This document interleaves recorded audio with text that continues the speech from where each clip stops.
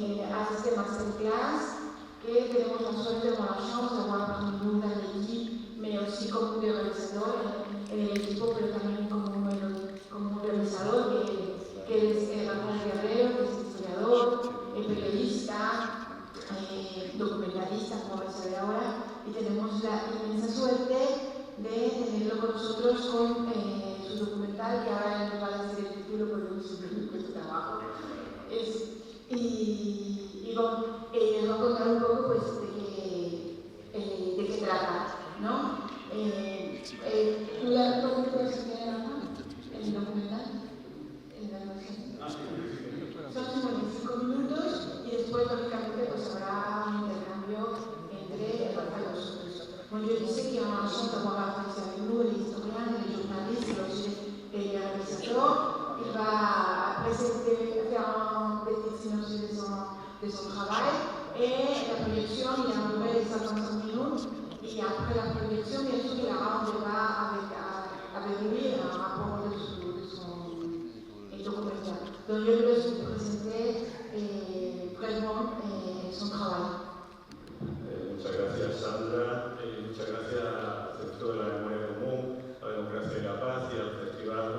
El Centro de la Memoria Común es el impulsor de este festival desde hace 14 años, pero yo llevo colaborando con el Centro de la Memoria desde hace más años todavía y con el festival también.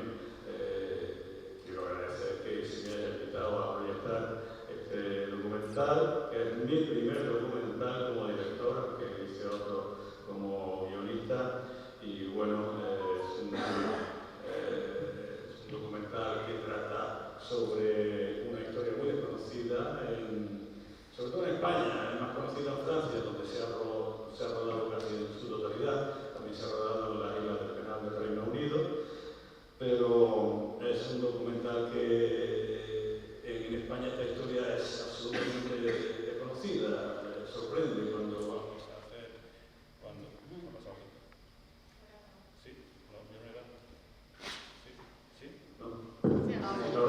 sorprende porque no se ha enseñado, como tantas otras cosas sobre nuestra memoria histórica no se ha enseñado en la escuela y sin embargo cuando vamos por Francia, que es donde se ha rodado fundamentalmente, pues allí la gente lo acepta más. Y llena los cines, hablo así a capela, digamos. Llena los cines porque ellos son conscientes de la historia de los Spaniards, son conscientes de esa historia porque construyeron, dejaron un legado, no solamente ellos como esclavos del nazismo, sino también estas construcciones que fueron 3.000 búnkeres y 5 bases de submarinos inmersas, pues fueron construidas también por franceses, con un pagado, ¿no? Los españoles iban peor pagados e incluso esclavizados, de tal manera que lo que no sabíamos es que hubieran 70.000 españoles afectados por este sufrimiento que era extraordinario y muchos de ellos quedaron metidos en el hormigón de la base del submarino, ¿no? Por ejemplo, en Burdeos pues fueron unos 70 los que fallecieron, grave problema de pila, había 70 que fallecieron y están incrustados en el hormigón de esas moles auténticas que son visibles desde el espacio, y que tienen un grosor, para que se hagan una idea, de hasta 7 metros, o sea, son indestructibles, ¿no? Bien, ahí estuvo ese sufrimiento, pero del sufrimiento los Spaniards, los rojos españoles, dicho porque es una palabra alemana, Rotspanier significa rojos españoles, así lo llamaban los nazis, pues también hicieron, como ya venían de luchar contra el fascismo en España, pues también hicieron el ejercicio de luchar por la liberación contra los nazis para liberar del nazismo a Francia. Y fueron unos 10.000 de esos 70.000 quienes se implicaron activamente en esa lucha. Debemos de recordar que los primeros que llegan a París para liberar París son la compañía La 9, compuesta por 144 españoles exiliados que son los primeros que pisan París, ¿no? Luego ya vino De Gaulle y quiso borrar esa memoria de la memoria colectiva y habló de que París libre por los franceses. franceses solamente, ¿no? Aquí hubo gente muy implicada y esos españoles, pues yo particularmente he podido, cuando he rodado esto, que fue en el año 22, pues he podido observar cómo ellos tenían la posibilidad de sacar su memoria que había sido aplastada por la dinámica francesa y bueno, estaban deseosos de trasladar a la gente a esta memoria silenciada, ocultada. De tal manera que bueno, es un documental de memoria, por un lado, porque son los descendientes de los Rospáñez quienes cuentan su historia y también historia. Memoria, por un lado, que es el elemento humanizador de la historia, y por otro lado, la historia pues contada a través de los principales investigadores que hay ahora mismo en el mundo en relación al trabajo forzado bajo el régimen nazi. Así que no quiero seguir más porque luego vamos a seguir debatiendo. No quiero hablar de una masterclass que se ha anunciado así, demasiado presuntuoso, pero sí que estoy abierto a que a posteriori, una vez que hayáis visto el documental, pues podamos hablar de todo lo que queráis, ya sea del making of o de lo que es la historia de los propios Rospáñez. Así que estaré a vuestra disposición y nada, podéis disfrutar del documental o por lo menos verlo y luego sacar conclusiones. Muchas gracias. Un aplauso. El documental está subtitulado al francés, eso es importante, ¿vale? Está en español, pero subtitulado al francés que puede entender perfectamente y nada, que buena proyección y cuando acabe pues aquí te estaré abajo para preguntar lo que quieras. Gracias.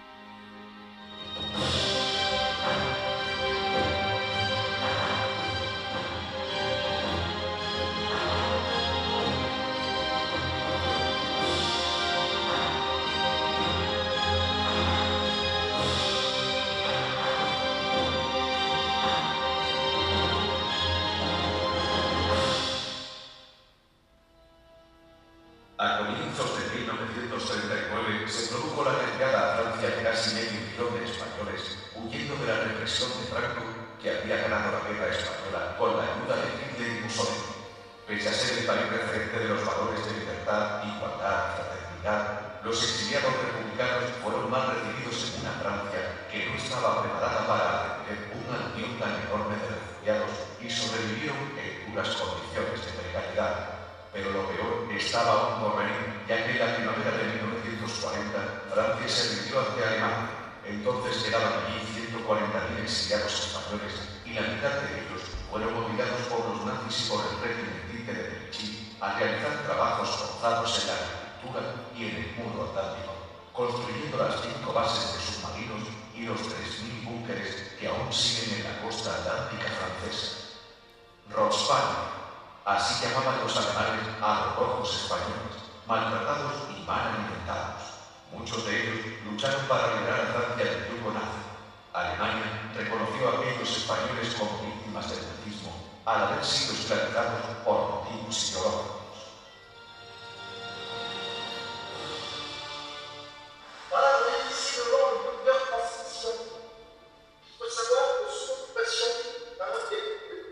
cette enceinte fortifiée a été construite en 1943 et on a utilisé pour construire ces voies plus de 700 Espagnols. Il y avait des Espagnols, il y avait également des Français, bien sûr, qui ont travaillé sous le SPO, le service de travail obligatoire, mais tout ce travail couler le béton, ferrailler, le chauffage pour faire ce bloc, tout ça, ça a été fait par de la main-d'œuvre, par des cuisiniers espagnols, français, il y avait aussi quelques Africains.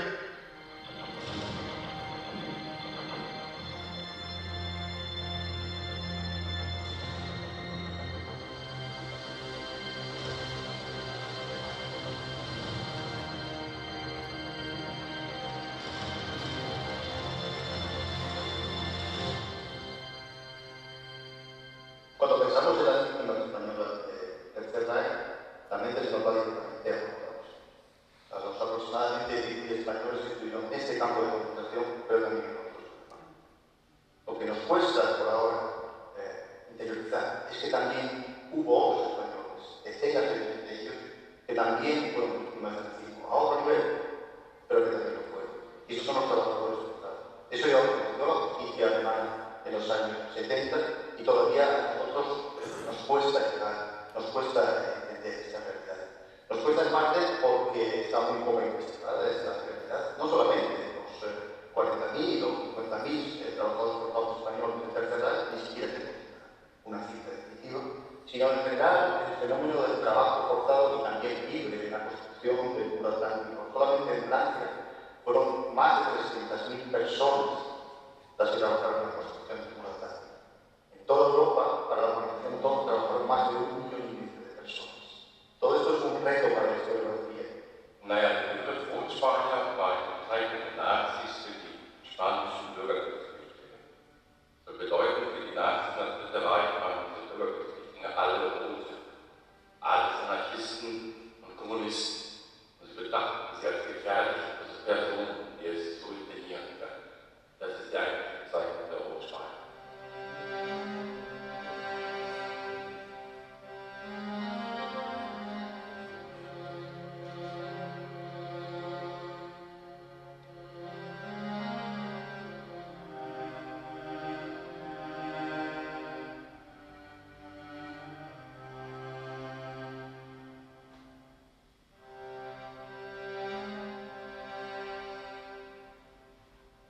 Aquí estaban trabajando más de 3.000 trabajadores forzados. La mayoría de ellos eran españoles, republicanos, mi padre uno de ellos. Y como que había que trabajar muy rápido, pero muy rápido porque es el año 1941 y los alemanes quieren hacer esta base, tenían que trabajar 24 horas sin parar. Tenían dos turnos, un turno de 12 horas y otro por la noche, porque no paraba nunca. En Francia, el muro atlántico está presente, estamos en la costa francesa, y para los franceses las bases submarinas, los miles de bunkers que fueron construidos aquí por la organización, todos los ocupantes alemanes, son un monumento permanente de la vergüenza, de la ocupación. Por lo tanto, durante muchas décadas para los franceses eran monumentos de la ocupación y como tales lo veían, y estaban traumatizados por aquello. Es una temática muy difícil para la sociedad francesa. Y si ya de por sí era bien sin hablar de la ocupación, mucho más lo es hablar de personas, por así decir, ajenas a la sociedad francesa, que eran extranjeros que participaron en la construcción del muro atlántico, que llegaron a ser aproximadamente la mitad de los 300.000. Im Januar, Februar 1939 kommen rund 450.000 Bürgerkriegsflüchtlinge nach Frankreich. Sie werden in Lager interniert und müssen anschließend Zwangsarbeit leisten für das Vichy-Regime. 1942 arbeiten rund 30.000 sogenannte Rotspanier für das französische Vichy-Regime in Arbeitsgruppen, sogenannten Arbeitsgruppen.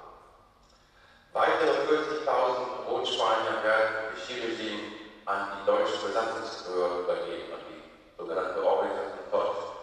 Es sind also insgesamt rund 70.000 Spanier in Frankreich, die sowohl für das Vichy-Regime als auch für die deutsche Organisation Zwangsarbeit leisten müssen.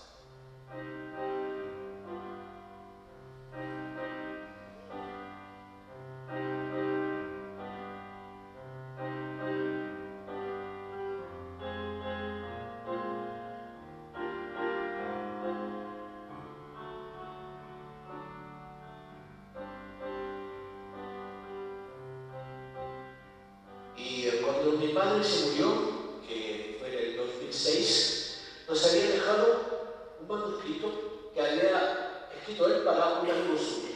Mi padre decía siempre, esa carta no tiene que salir a la familia hasta que yo me muera. Pues esta carta la recogí y yo pensé, esto es importante, no solo para nuestra familia, sino para nosotros, para la historia. Pero tuvo tanto éxito que, no sé por qué, sí, sé por qué, porque en Burdeos hay muchos españoles que se quedaron aquí después de la guerra. Así que los 1000 primeros libros fueron vendidos rápidamente. Y yo pensé, ¿y por qué no hacerlo también este libro? Los que vamos a escribir ahora, en francés y en español. Resulta, este libro, que es donde mi padre, por eso se llama Franco Camilo, porque esto era una carta inicialmente. Por eso este libro se llama así, en una versión bilingüe.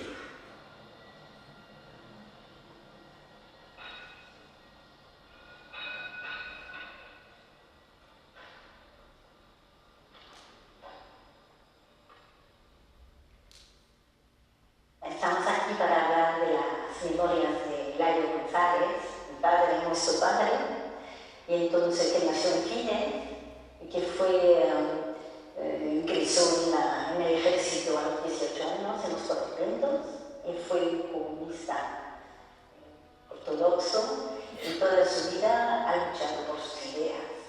Éramos una familia bastante rica, y cuando la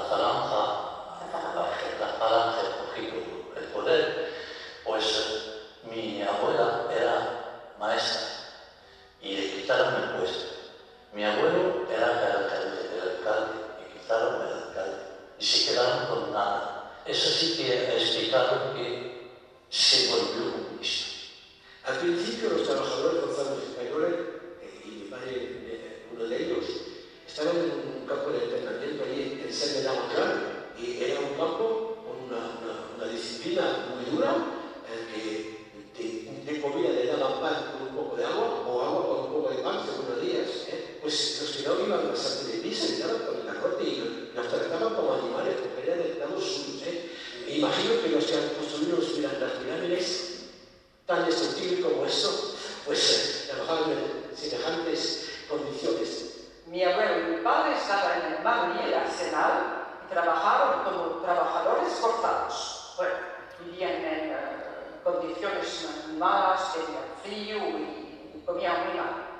En 1943 mi padre quería volver a Burdeos porque mi abuela y mis tías estaban en Burdeos. Y cuando llegaba a Burdeos, que trabajaba en la base submarina, no estaba la misma cosa porque mi padre podía regresar a casa de noche y estaba pagado. Laut Angaben des Rüstungsministers Albert Speer befinden sich 40.000 Rotspanier in deutschen Lagern der Organisation Teutsch.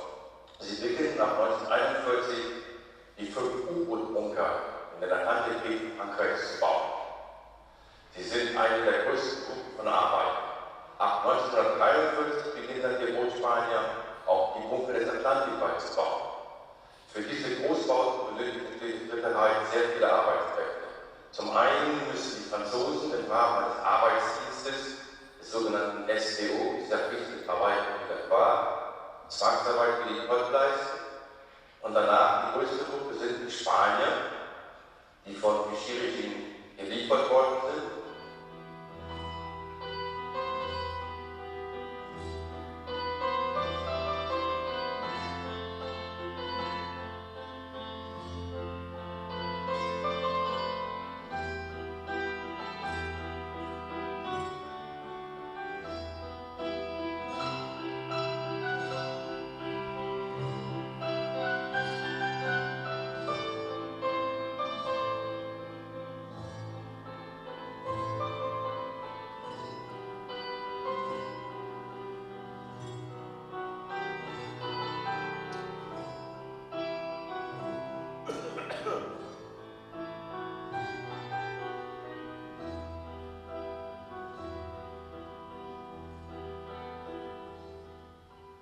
Estaban en ese campo de sanidad que era muy malas condiciones. Luego los han transferido a la casa de Daniel, estaban pero en la base las condiciones de trabajo eran terribles. Un día normal se levantaba al pico a las 5 de la mañana y pegándoles con el fuego, Con latigazos. con latigazos, que es el chico que estaba debajo de él, le quedó un ojo el primer día, y no quería ir a la enfermería, porque si iban a la enfermería no había más. No comían bastante y además tenían que andar desde Seguridad hasta la base 3 horas por la mañana, 3 horas por la noche. En esa caserna Miel estaban más cerca de la base y allí pues así también iban a esa base que trabajaban como esclavos. O sea que el infierno seguía para los presos del campo de Sanedad desde que amaneciera el día hasta que se pusiera el sol. Y esta mañana se ha presentado un comandante alemán en brillante uniforme y pito en la boca. A su juicio, el trabajo no vale dos. Allí suelta un latigazo, más allá lanza a cualquiera el primer trozo de madera o hierro que le llegue a la mano. Y a los hombres que por escaleras de madera suben al hombro sacos de cemento de 50 kilos, los apedrea. Y es aquí que el enorme pilón aplasta a un hombre. Otros dos son cogidos entre los dientes de una pala mecánica con tierra y todo. Y alguien, ya harto ante el crimen premeditado, al increpable un oficial alemán, ¿por qué no más deprisa? Levanta la pala y hace 2 cachos de la cabeza del mundo. Para poner en tierra, para quitar en la tierra los pilones que tienen esta base, tenían que usar un pilón que hacía un ruido tremendo y quedaba muy fuerte. Un alemán que dirigía los trabajos fue aplastado por esa máquina. Las condiciones de vida en la caserna Miel eran totalmente distintas. Y Otto desempeñaba ese papel de paternalista. Por eso le llamaban Papa Otto. Era un oportunista. Nació en Hamburgo, era alemán de origen. Se alistó en el bando republicano y llegó a ser, me parece, responsable de un batallón de la CD. Y estuvo detenido en los campos del suroeste de Francia y le mandaron después terrible campo de Sanedad. Y por manejar también el alemán consiguió muy rápidamente ser el que podía permitir una relación privilegiada entre los españoles y los alemanes. Ayudaba a los republicanos españoles a vivir mejor, pero también, hacía negocios y pasó su vida haciendo negocios. Mi padre dice que es un traidor. Trataban más bien los anarquistas que los comunistas.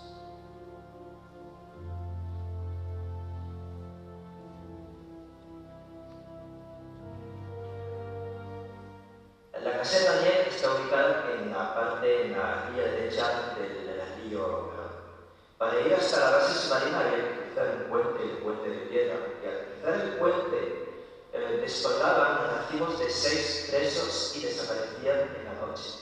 Ayudados donde les estaba esperando cómplices, que eran la mayor parte del tiempo republicanos, comunistas, que vivían en el centro de Burdeos y estaba totalmente organizado. Se podían oír silbidos, ráfagas de ametralladoras, les perseguían por la ciudad, pero muy deprisa se detenían porque dejaban la mayor parte de los presos sin vigilancia.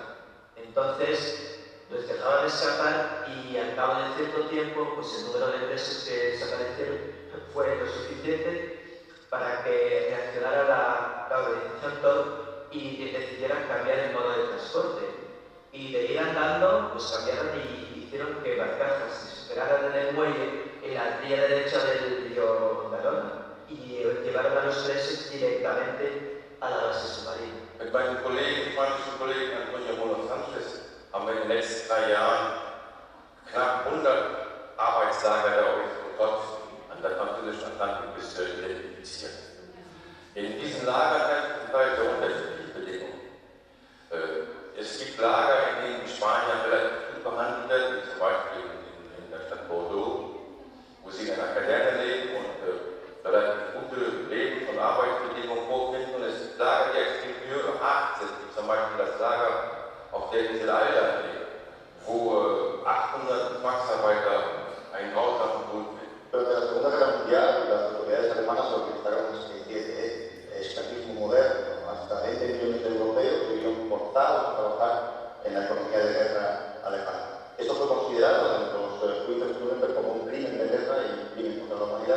y su máximo responsable, Fritz Sauber, fue condenado a muerte. Sin embargo, como el Holocausto y otras desgracias de la Segunda Guerra Mundial fue olvidado durante muchas décadas, y no fue sino en los años 90, después de la caída del muro de Berlín, cuando miles de trabajadores, antiguos trabajadores forzados polacos y soviéticos, que configuraban la mayoría, la mayor parte de los trabajadores forzados en Alemania nazi, reclamaron al gobierno alemán indemnización. Exigieron de los españoles, republicanos, como los españoles, como al igual que los franceses tenían que prestar servicio militar, un tiempo dado, durante el cual tenían que prestar su como mano de obra. Forzada, pues sí, forzada lo era, porque no tenían otra opción. Pero podían ser directamente contratados por empresas. Fue el tema que fue el caso de mi abuelo, por ejemplo, paterno, en Samalón. Pero en todos los casos era mano de obra forzada. Aquí había unas torturas particulares para los que se valían. Los hacían correr a cuatro patas, los hacían cosas bárbaras y siempre retirados.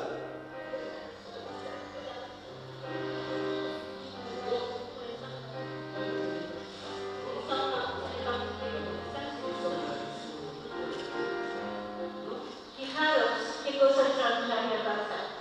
Cuando veníamos el coche para esta cita, hoy, aquí mismo, en la casa de Daniel, he cogido el libro de mi padre que acabamos de traducir en francés, Eladio González, y entonces cuenta, en el último capítulo, cuenta cómo se salió de la caseta Daniel.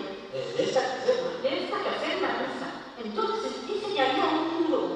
Y hemos hecho varias investigaciones y da la casualidad que el solo sitio donde puede ser, o donde sería aquí.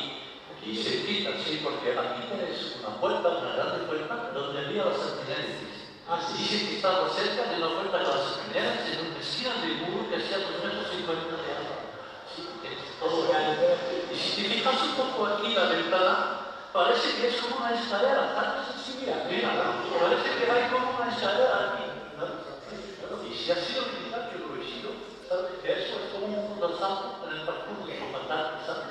Un mundo salto. Puedes saltar fácilmente, y no había la escalera. Es decir, que él salta el muro, coge el tramo, porque le han dado un tiquete y sabe por dónde llegar.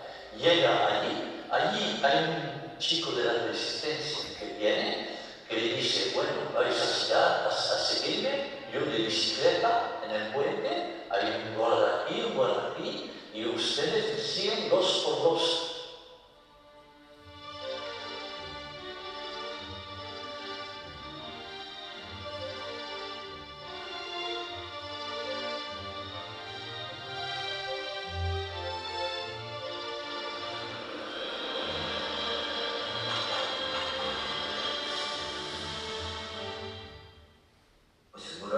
También pasaba por Bretaña, y ahí es donde mandaron a mi abuelo, que de la milicia republicana estuvieron unos cuantos miles que estuvieran entre la base de Saint-Nazaire, el Orient, el Brest y en las construcciones de Saint-Malo. En el departamento del Misteri llegaron más o menos 12.000 refugiados españoles de la guerra de Francia. Llegaron en 3 fases. La primera en 37, tras la batalla del Norte y los partidos de Guerra, llegaron aquí 2.500 refugiados civiles, mujeres y niños. En 39 llegaron 3.700 en una semana, civiles también, y los hombres que hicieron la guerra llegaron 2 años más tarde en 41 como trabajadores esforzados para participar en la construcción de la base submarina. Mi padre finalmente, al principio de la guerra civil, como la República no tenía bastantes aviones, mandó a Azerbaiyán a Kilovabar a los pilotos republicanos a pilotar los aviones. Y era el oficial del ejército del aire, el piloto de caza. Y ya hay que también insistir sobre la humillación y la persecución. Cuando entraron a Francia y se vieron arrestados, desarmados por los generales nazis, ¿no? Y así en la talla, porque para mi padre y sus compañeros de Francia era el país de los derechos humanos. La cuestión de la llegada de cientos de miles de refugiados españoles a Francia en el 39 es un tema que sigue como molestando a los hijos, a los descendientes de los españoles que fueron internados en campos de concentración en el sur de Francia. Entonces, incluso los españoles que luego participaron en la resistencia les queda ese mal sabor de haber sido recibidos en Francia como indeseables, rojos españoles, asesinos, etc., y amarcados en campos. Primero por las autoridades francesas, la democracia francesa, luego por la ocupación, el régimen de Vichy, y luego por los alemanes. Porque había dos clases de franceses para mi padre. Había los que eran para los alemanes, que trabajaban con los alemanes, y había los otros que los ayudaban cuando estaban en dificultades, que les traían comida. Había los que les cerraban la puerta y los que la abrían. Llegaron ahí en trenes de bestias, a punta de fusiles, vigilados por los nazis y también los franceses. Cuando llegó a Francia antes de tener el campo de concentración de Cruz, allí queda como tiempo porque el 17 de abril sale para trabajar en el Villedo, en el pueblo emergente del departamento de Lugo. Es como una reja de esclavos. Y ellos, los republicanos que ahí estaban, la mayor parte de ellos eran pilotos de la República, a ver que tenían buena definición, musculatura, estaban para el trabajo. Mi padre salió del campo de Argelès-sur-Mer y llegó en Brest para trabajar para los alemanes en la base submarina de Brest. En la empresa que mi padre tuvo un accidente de trabajo y tuvo cemento en el ojo, que las condiciones de trabajo eran muy duras. Cuando los alemanes toman la capital, París, entonces deciden fugarse y irse a Marsella. Y ahí inicia efectivamente un periodo de vagabundeo. Al final es detenido por la gendarmería porque no tiene papeles de identidad, pero llegan de España por poco.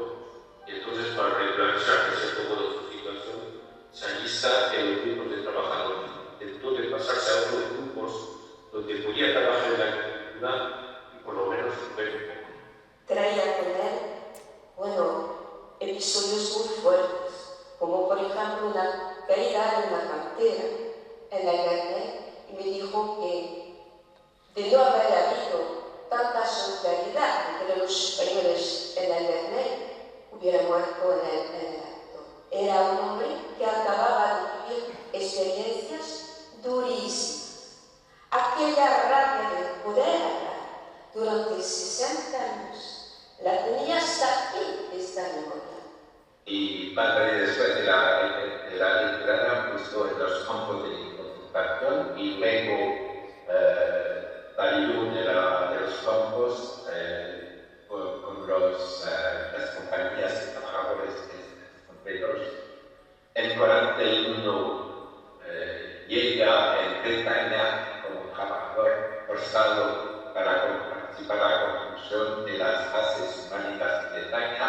Primero en Orient, luego en las islas del Canal y por fin va a llegar a Brest en 41.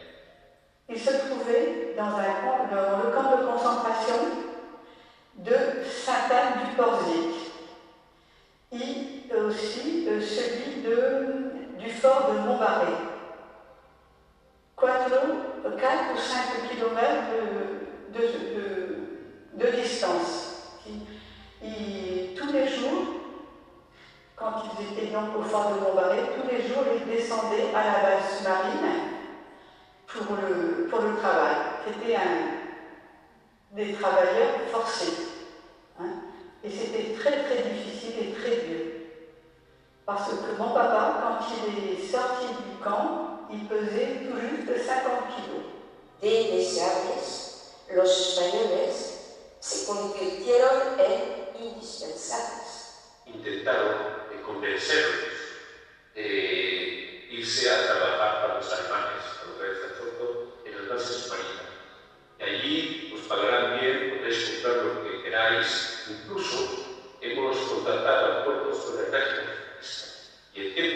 tenéis aquí a los alemanes. Si tenéis que volver a España, os será deducido el tiempo que tendréis que cumplir para ver. Muy pocos volvieron a la Rusia. Y ahí se escapó porque sabía que se iban a matar y no quería caer en la garra de los alemanes.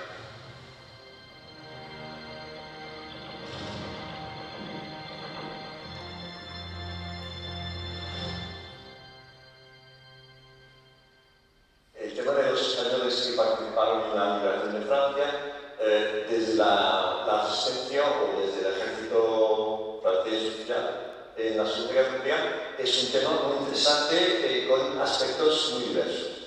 Llegaron a Francia como refugiados, luego pasaron por los campos de concentración de Francia, los grupos de trabajadores extranjeros, luego muchos pasaron a la resistencia, participaron a liberar pueblos enteros en el sur de Francia.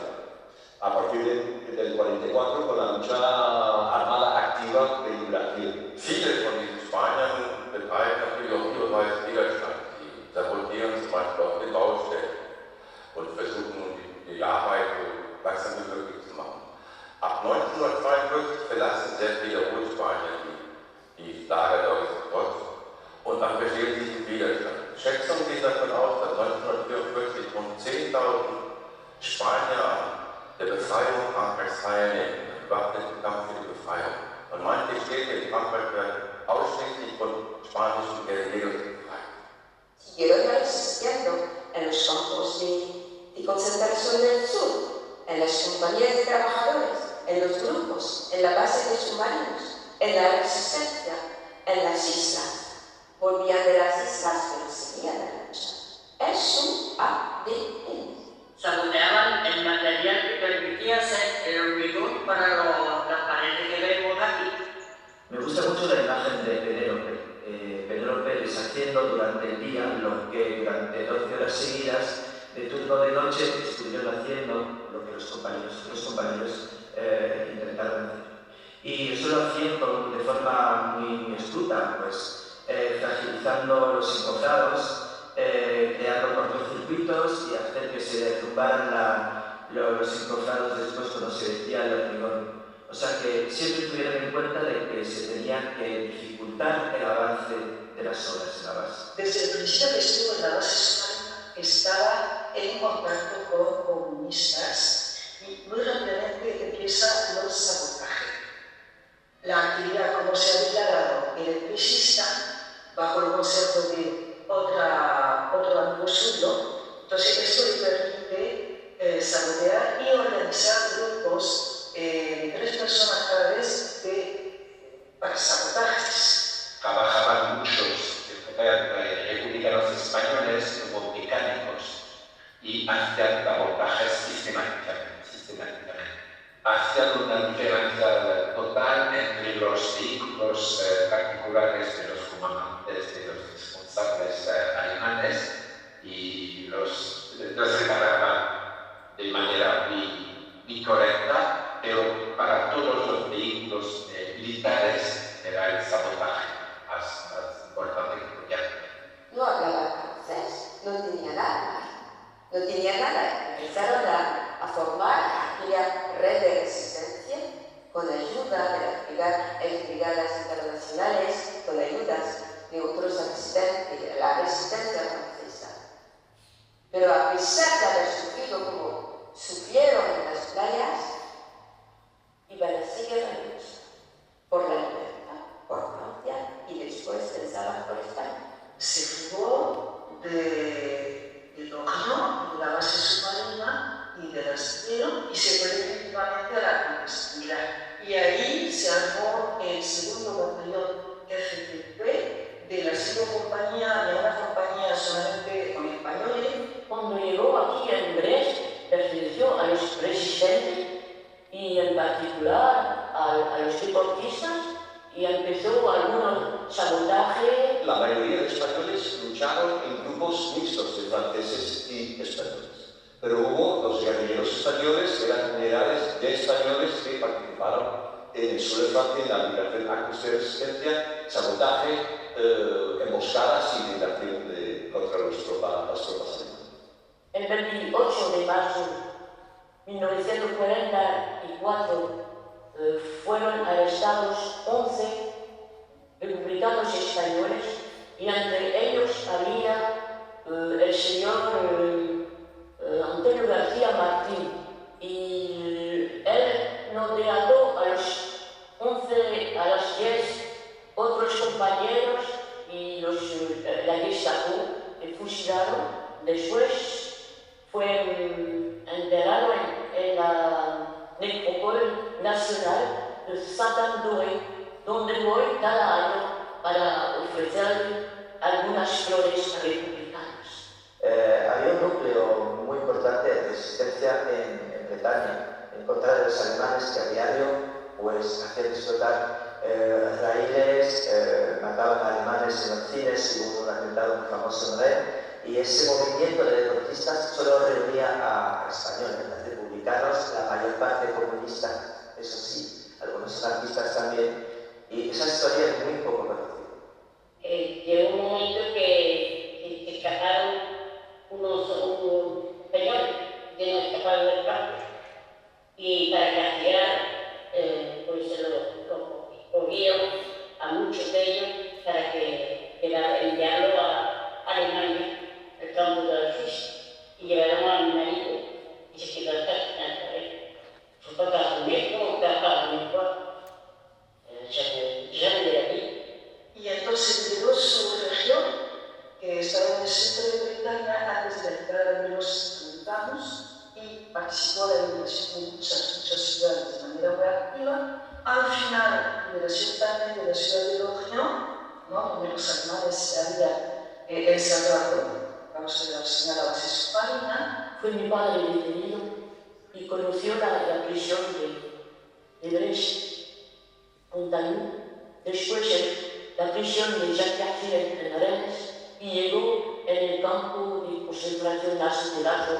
La gran mayoría de los trabajadores forzados españoles del Tercer Reich es que son grandes desconocidos para la población. Sin embargo, fueron ya reconocidos por la Alemania Federal en los años 60 como víctimas del nazismo. ¿Cómo fue eso? Alemania Federal aprobó una ley de indemnizaciones a víctimas del nazismo en el año 1956. Estaba básicamente dirigida a personas que habían sido perseguidas por motivos de religión, raza o visión política.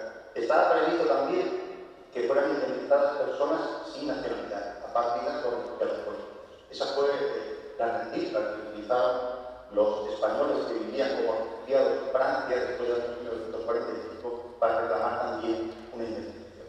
A partir del año 1956, antiguos deportados españoles en campos de concentración presentaron solicitud y fueron indemnizados.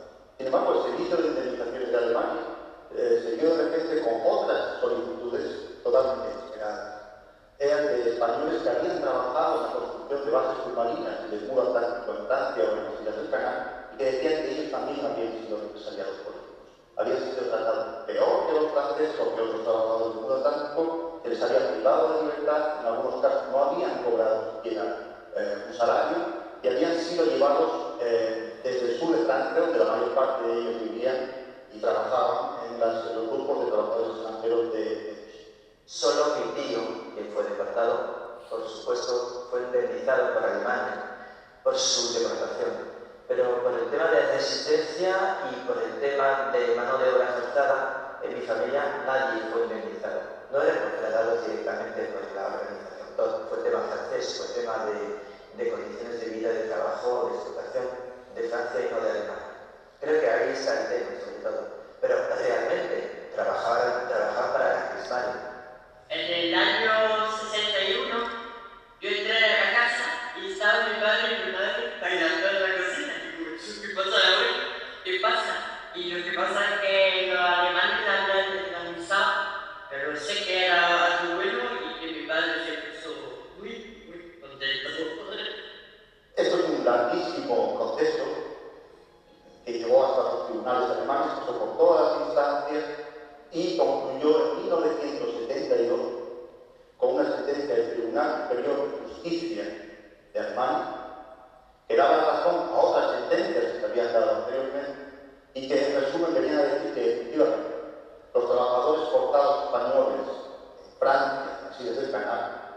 habían sido tratados peor que otros, se les había privado de libertad y habían sido tratados de forma brutal en algunas ocasiones por una motivación política, porque eran antifascistas y de la misma manera que algunos fueron deportados a campos de concentración, otros fueron llevados a trabajar en unas condiciones pésimas, y esos son los trabajadores deportados españoles del Tercer Reich, víctimas reconocidas por Alemania desde hace 50 años, sin embargo, hasta el día de hoy, desconocidos.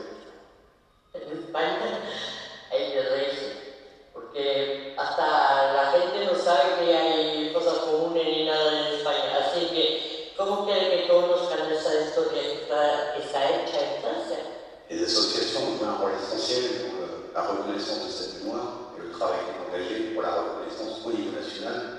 Elles s'appuient sur énormément d'associations pluralistes, entendu, avec les complexités que peuvent avoir l'action associative et l'action humaine en général. Et ça s'appuie aussi sur des actions très locales, par exemple ici à Merbatteuf, les Molières du ministère, et de plein d'associations amies, camarades, qui veulent justement pour cette mémoire connaître, faire connaître et reconnaître enfin cette histoire de l'exil républicain qui est une histoire espagnole et aussi une histoire française.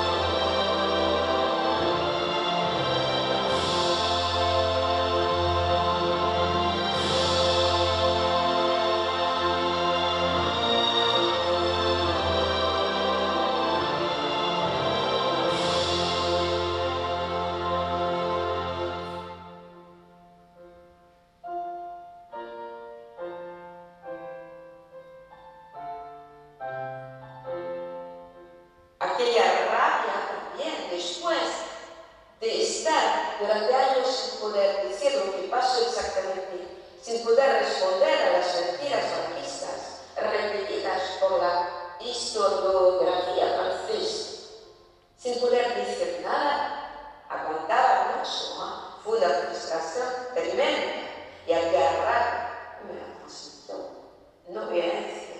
Era un hombre que sabía leer con calificación. En la memoria colectiva, que los españoles han sido tan numerosos en la resistencia, eso ya es más difícil de tragarlo, ¿no? Hay unos pueblos donde vivo yo en los Pirineos que había más españoles que franceses. Nun, die Erinnerung an diese Zeit und an diese Rotschweine ist manchmal relativ schwierig. Es gibt zum Beispiel für die jüdischen Opfer eine nationale Erinnerungskultur. Seit einigen Jahren gibt es auch für die Nomaden mittlerweile ein kollektives Gedächtnis.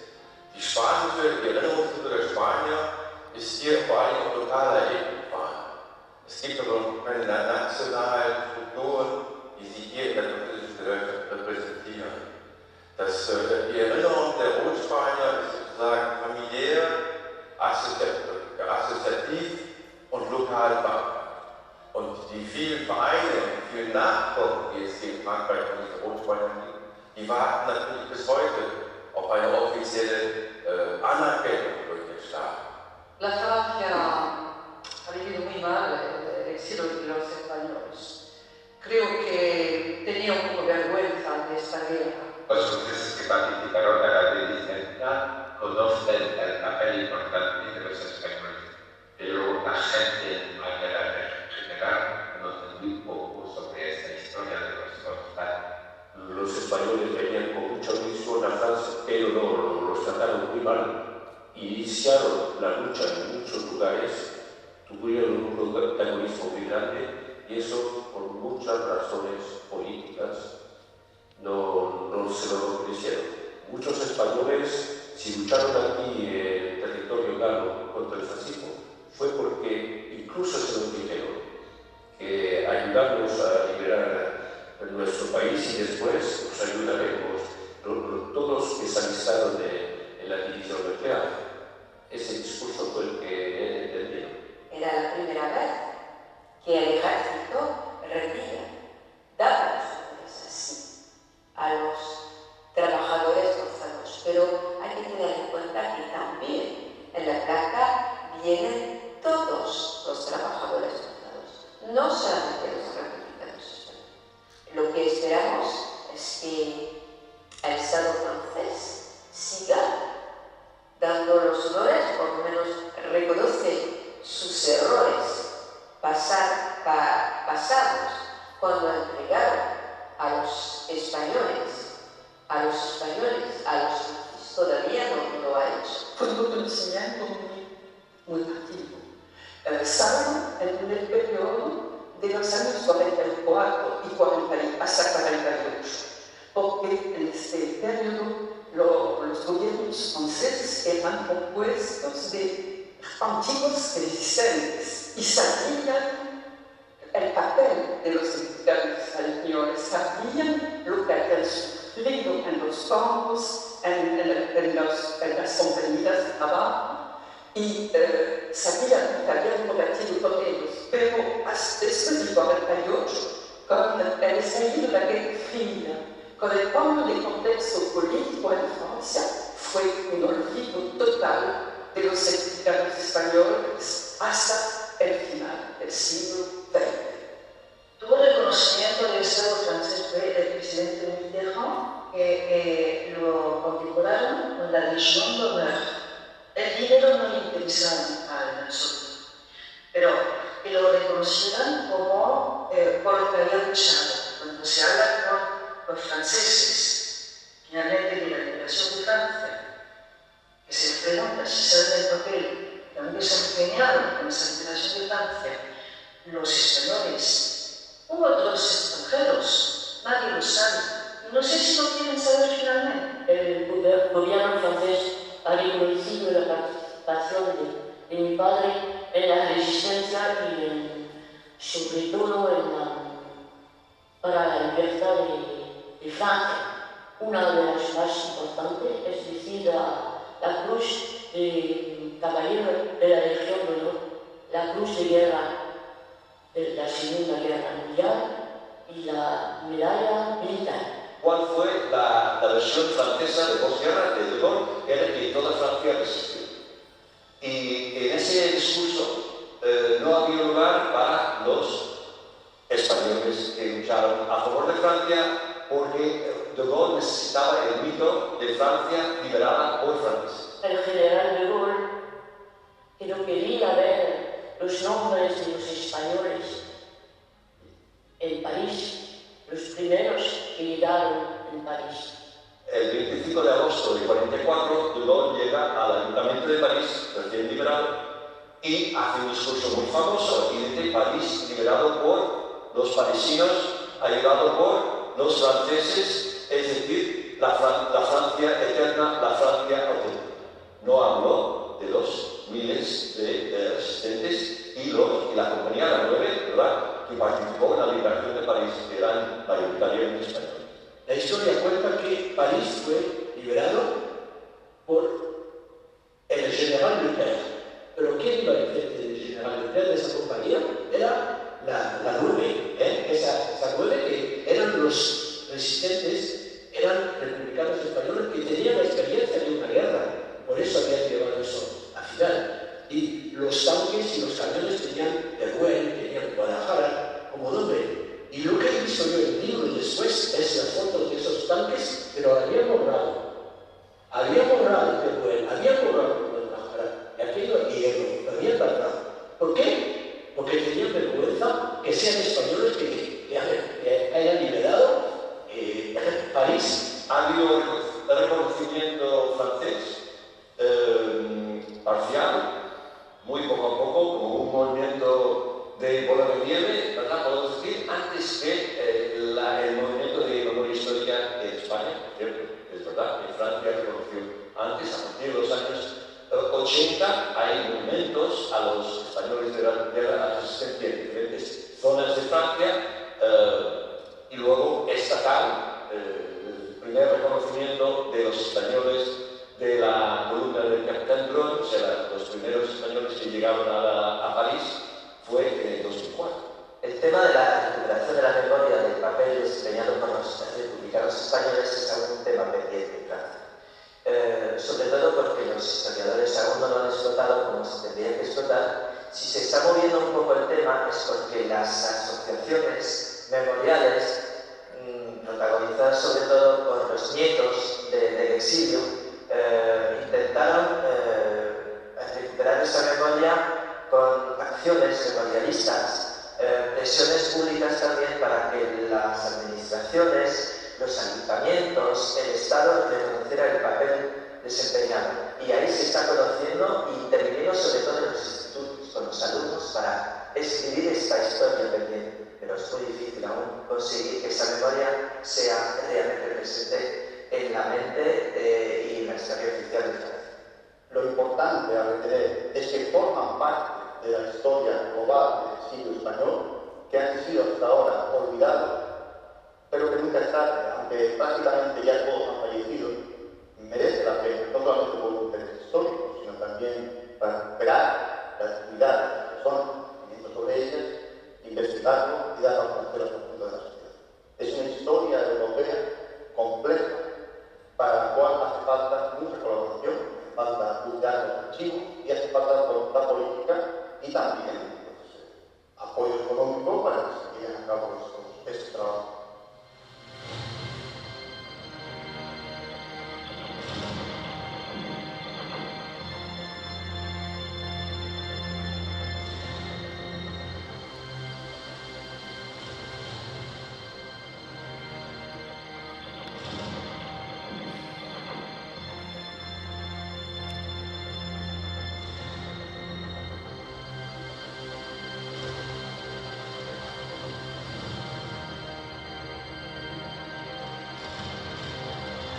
Mi padre nunca pudo venir antes que los años 70, y cuando iba a España, mi padre, siempre me acuerdo, decía: no soy español, y en Francia no soy francés. Así que sea aquí o allí, no soy de ningún sitio, es una tragedia. Mi padre lo veía esto como una tragedia.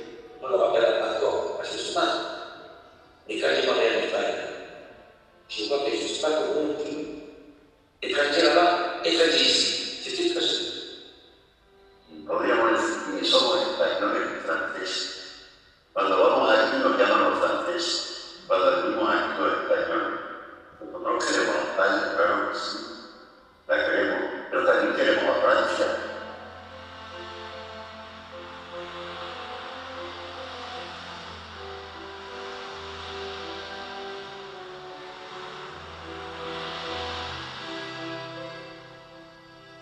Como los hijos de los desaparecidos van buscando los restos en las cunetas, nosotros, hijos de los exiliados, buscamos las huellas de los nuestros, sin espíritu de venganza, pero pidiendo reconocimiento y justicia. Y todas estas cuestiones que tratan de los refugiados, de exilio, de transmisión, de integración, no pertenecen al pasado, quedan de actualidad en nuestro mundo.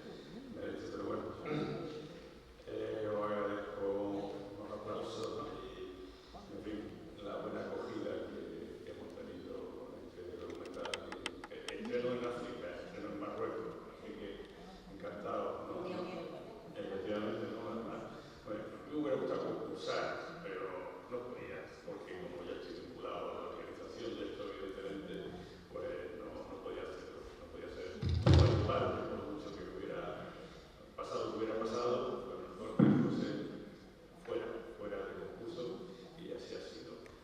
Así que, bueno, como habéis visto, es un documental de un tema muy desconocido. El centro son las víctimas, porque siempre cuando hablamos de represión política tienen que ser las víctimas el centro de atención. Según el derecho internacional de los derechos humanos, no solamente son víctimas los que lo han padecido directamente, en este caso los spaniards, sino también los herederos de los que lo han padecido. Y estos herederos, estos depositarios de la memoria de sus padres, pues han pasado demasiado tiempo callados. Y bueno, puedo decir como anécdota, como vivencia, que cuando fuimos allí a hablar con ellos y demás, pues la verdad hubo gente que hizo un esfuerzo extraordinario. De los dos hermanos que aparecen al principio, ella vive en los Alpes y bueno, como es un documental de poco presupuesto, aunque financiado en parte por el Estado español, pues ella hizo un esfuerzo de pagarse su viaje de los Alpes, coger el avión de Marsella, el autobús previo a tal, en fin, la que tiene un acento andaluz, que habla también, que es hija de un deportado que yo entrevisté en mi programa de radio, que murió con 103 años, pues ella habla también, ya se ha apagado esto, ella también, porque se plantó desde Pau a 280 kilómetros de Burdeos, se plantó en Burdeos con su perrito, con un perrazo más bien, y se acercó allá a Burdeos para ir y volver en el mismo día donde hicimos la grabación, ¿no? En fin, y otros que han estado trabajando también, intentando que el documental tenga una mayor presencia en Francia. Bueno, me habría gustado que se hubiese emitido en alguna cadena francesa, porque a fin de cuentas es una historia ocurrida en Francia, pero bueno, no ha surtido efecto ese intento, pero bueno, sí que hemos hecho varias giras en Francia, hemos estado en el Instituto Cervantes de París, por cierto estuvo el embajador de España allí, porque viven realmente tiene la embajada frente, la avenida Monceau, me parece que Marceau, y también hemos estado en el Parlamento Europeo, porque se ha tomado como referencia de una recuperación de la memoria histórica y de la historia que era desconocida, muy desconocida. También hemos estado en el Instituto Cervantes de Frankfurt, y también se ha estrenado en México, en el Ateneo Español de México. Y hoy tenemos la fortuna de estar aquí pisando antiguo protectorado español, ahora Marruecos y África, continente africano. Ya hemos llegado aquí también. Así que, bueno. ¿Hay alguien? ¿Es que hay quelqu'un qui ne parle pas espagnol, qui ne comprend pas l'espagnol, qui a besoin de traduction? Oui. Je réduis son intervention. Non. Je réduis son intervention. Bon, il se dit que, étant donné que c'était une histoire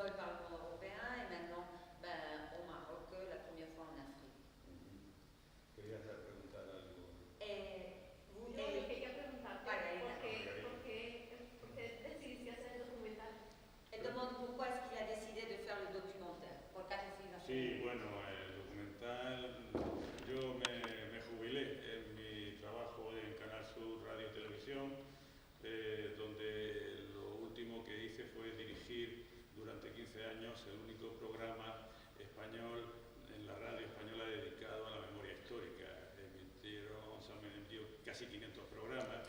Lui, il est maintenant à la retraite, après des années sur la télévision radio de notre région, en Andalousie, la chaîne publique, et les dernières 15 années, il a présenté, dirigé l'émission à la télévision sur Mémoire démocratique, avec 500 épisodes, 500 épisodes. 500 épisodes.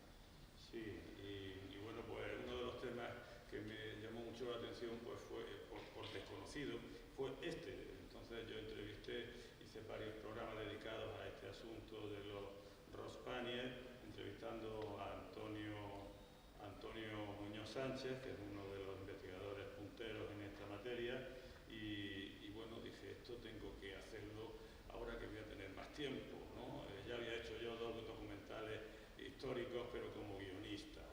Alors, parmi les sujets qu'ils ont abordés sur l'émission de télévision, il y avait celui-là qui était très méconnu, et il s'est dit que maintenant qu'il aurait plus de temps en étant à la retraite, et étant donné qu'il connaissait des historiens experts dans le sujet, il allait approfondir son travail. Il avait déjà l'expérience sur d'autres documentaires historiques, mais comme scénariste, et c'est pour ça qu'il a fait celui-là comme réalisateur.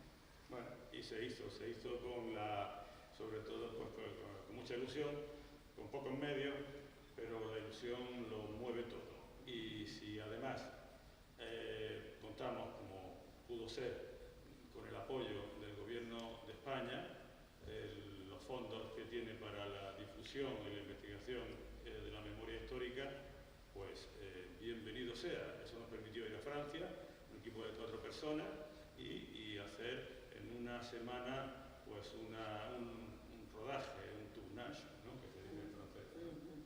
Ils ont fait avec plus d'engagement que de frais, que de budget, mais quand même ils ont eu l'appui du gouvernement d'Espagne, et grâce à cela ils sont partis en France faire le tournage pendant une semaine, 4 personnes. Sí, 4 personas, sí. O producción con Bien sûr, évidemment, après la poste.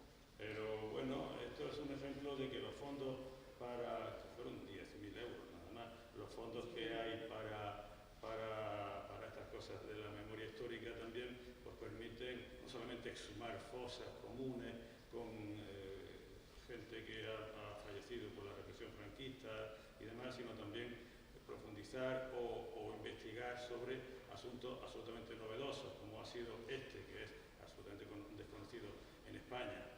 Le budget pour la récupération de la mémoire démocratique est utilisé pas seulement pour la recherche, la récupération des cadavres qui sont encore dans des endroits inconnus, mais aussi pour la recherche, la réalisation du travail de sujets bien connus comme c'était celui-là.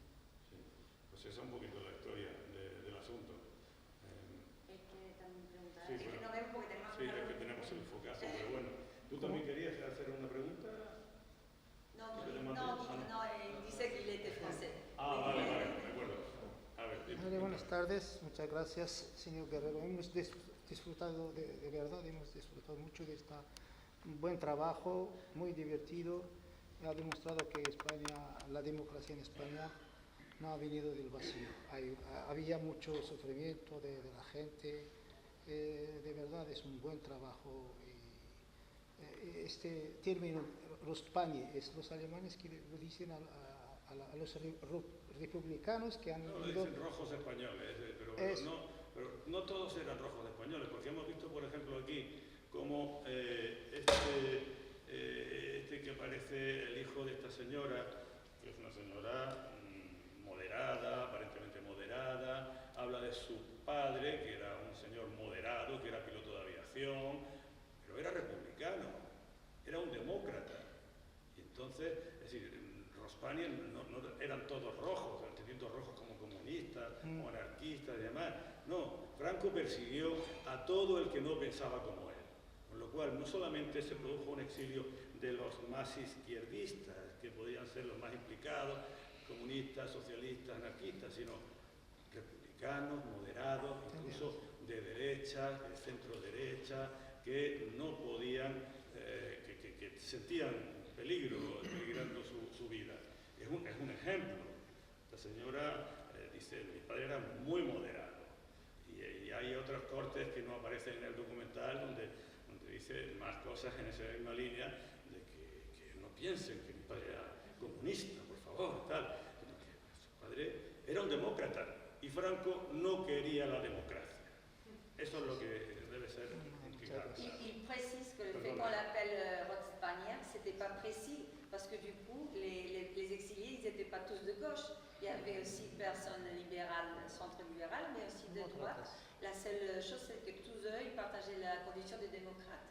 Et c'est à cause de cette condition démocratique que Franco et son régime les a persécutés.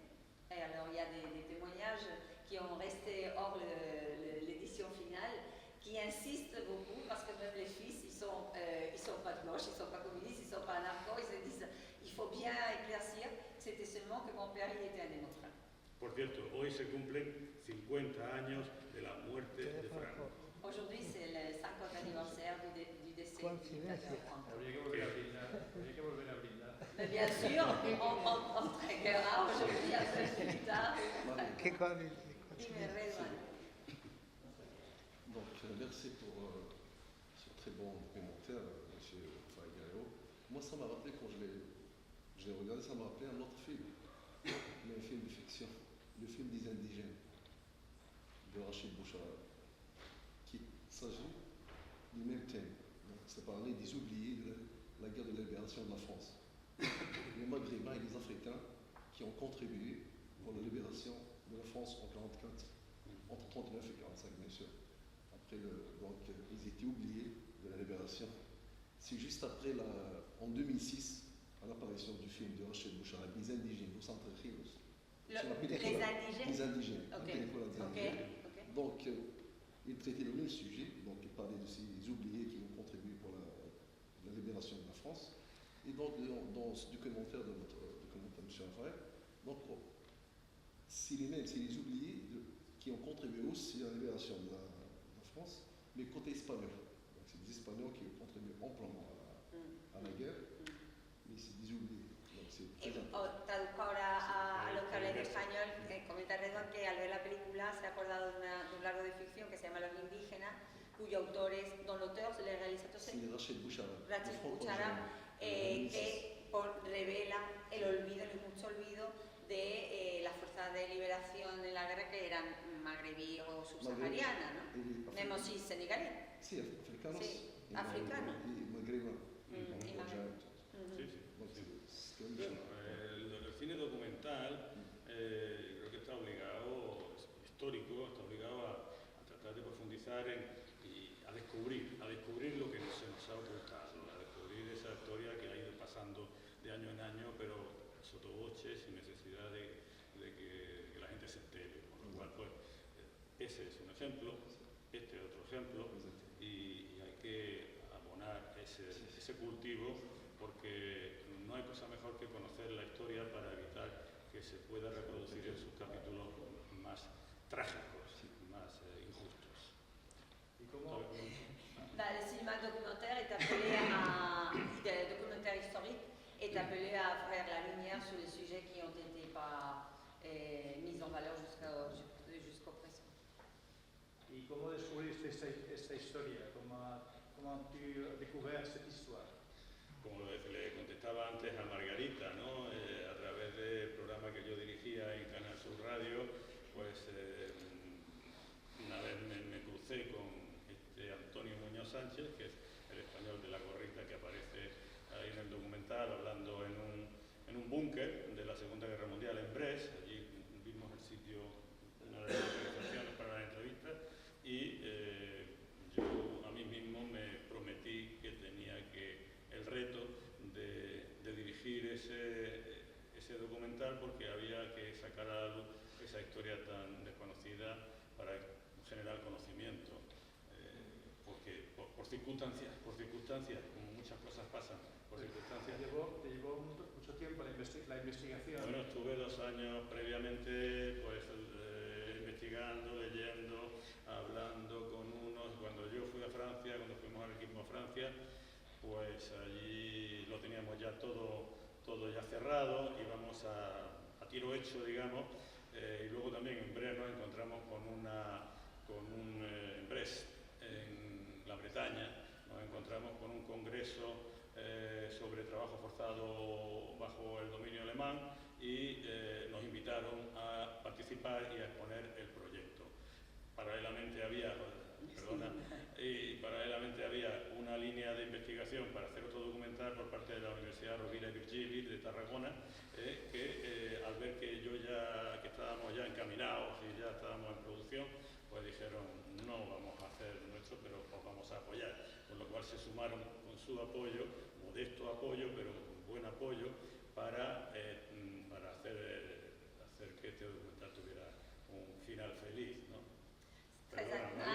Quiero agradecer a María Iglesias, compañera de Sevilla, periodista, también muy comprometida con los derechos humanos, el favor que me está haciendo para estar aquí a aclarar las cosas, los conceptos semánticos.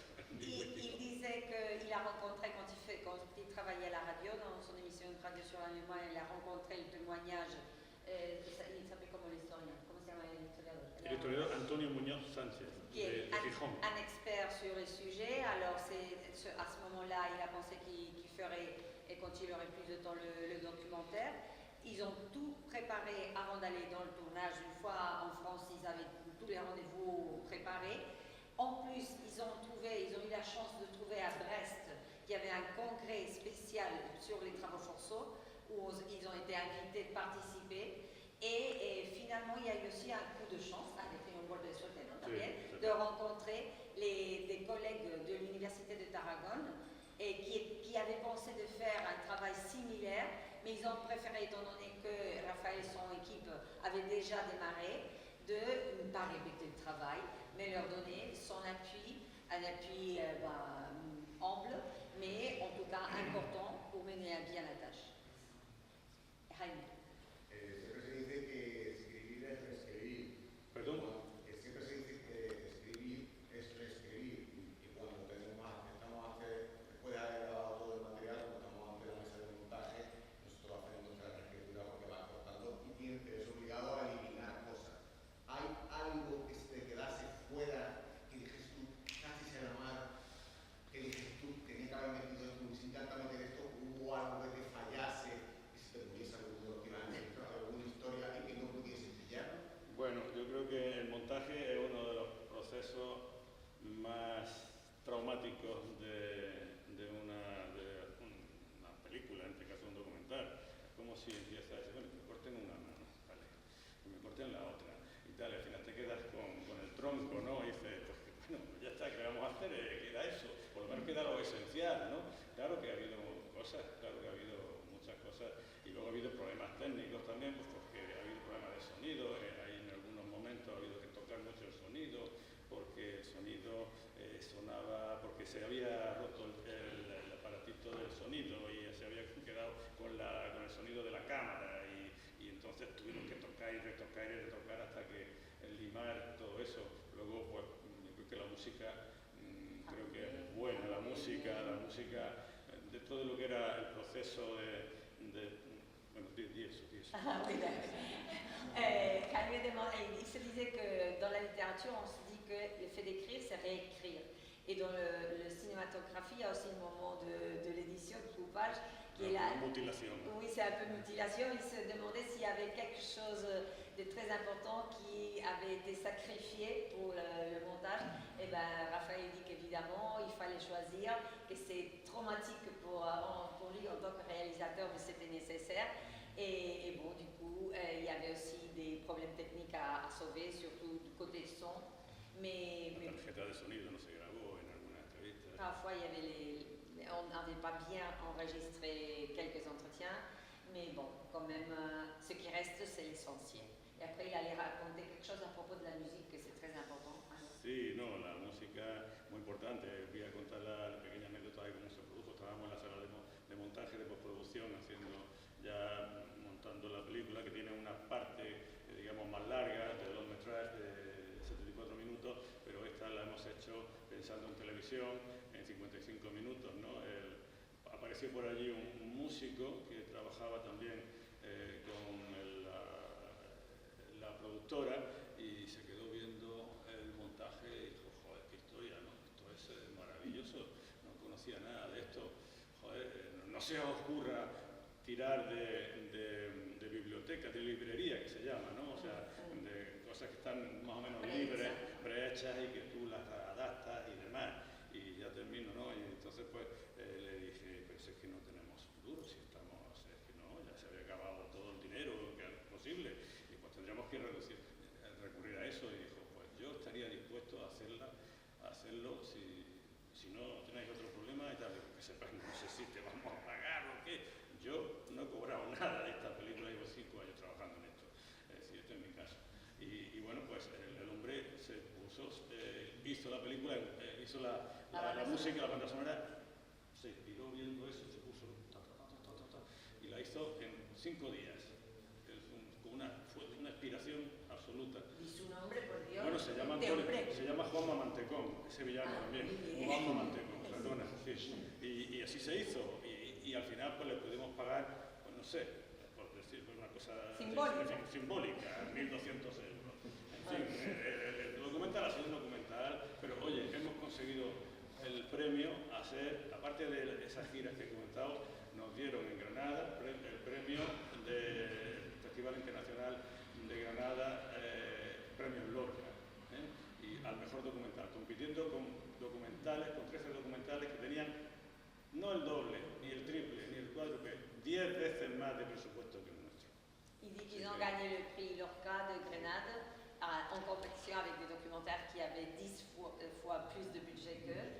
Et l'histoire avec la musique, c'est que quand ils étaient en train de faire la post-production, ils étaient en train de faire, et il y avait un musicien dans la maison de production qui a vu un petit peu, il s'est étonné parce qu'il ne connaissait pas l'histoire, et il les a dit, n'hésitez pas de compter sur moi, n'ayez pas sur les librairies standards sans droit d'auteur, mais moi je vais contribuer avec la musique, même s'ils ont averti qu'ils n'avaient pas de budget pour lui payer, mais oui, il a fait, et dans 5 jours, il a eu la Pues eso es todo lo que podemos comentar. Si hay alguna pregunta más, yo preferiría no hacer, digamos, lo que se había anunciado, que era una masterclass. Yo prefiero un tiki-taka de diálogo, y además con la ayuda de mi querida compañera y amiga María Iglesias, pues todo sale de perla. Juanjo. Yo solamente quería preguntar si estos sitios de los búnkeres o de los submarinos se pueden visitar turísticamente. Sí, por ejemplo, en Arcachon, que está en la parte ya costera de la Gironda, la provincia de Burdeos, y ya está pegando al final al mar, el Garona se ensancha de una manera extraordinaria, y esa zona era una zona de especial vigilancia por parte de los nazis. Construyeron algo así como 200 o 300 búnkeres, y esos búnkeres, este señor que aparece ahí explicándolo al principio, pues es el que la asociación Gamasa, que es el que los enseña y demás, y bueno, pues se pueden visitar, ¿no? Se puede visitar. ¿Algún sitio de lugar de interpretación? Claro que lo hay, claro que lo hay, claro que lo hay. Claro que lo hay, sí, sí. Y en Burdeos, en la base submarina de Burdeos, también, todas son menos la de Lorient y la de Brest también, que son recintos militares, entonces esto se está agotado, ¿no?